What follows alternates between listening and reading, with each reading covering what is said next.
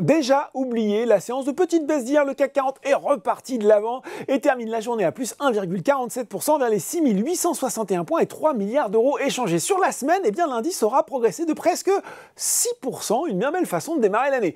L'indice français a en fait accéléré en cours de journée après le rendez-vous du jour, celui des chiffres officiels de l'emploi américain de décembre. Eh bien, l'économie américaine, elle a créé plus d'emplois qu'attendu, 223 000 postes contre 200 000 en moyenne prévus selon le consensus Reuters. Le taux de chômage a lui diminué à 3,5% après 3,6% le mois précédent. Mais la bonne nouvelle, c'est que le salaire horaire moyen a augmenté de 0,3% sur un mois. C'est 2 fois moins que le mois précédent et il a augmenté de 4,6% sur un an contre 5% estimé après 5,1% en novembre. De quoi finalement modérer les pressions inflationnistes, donc rassurer la Fed, donc rassurer les investisseurs. À 17h45, le Dow Jones grimpe de 1,6% vers les 33 454 points quand le Nasdaq est à plus 1,43% vers les 10 452 points. On regarde tout de suite les valeurs en hausse. À Paris, on retrouve JCDecaux qui domine le SBF 120 devant Nexans, SEB et McPhy Energy.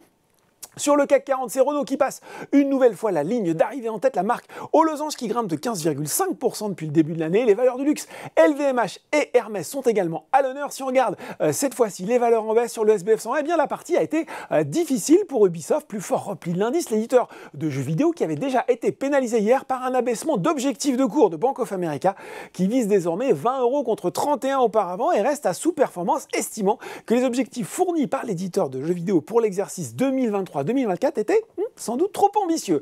Derrière, Sartorius Stedim reste sous pression. Sur le CAC 47, Engie qui était en panne d'énergie, le groupe a réalisé une émission d'obligations vertes en 3 tranches pour un montant total de 2,75 milliards d'euros. Et puis c'est Danone et Orange qui complètent le trio des plus fortes baisses. Voilà, c'est tout pour ce soir. En attendant, n'oubliez pas tout le reste de l'actu éco et finance et sur Boursorama. Bon week-end.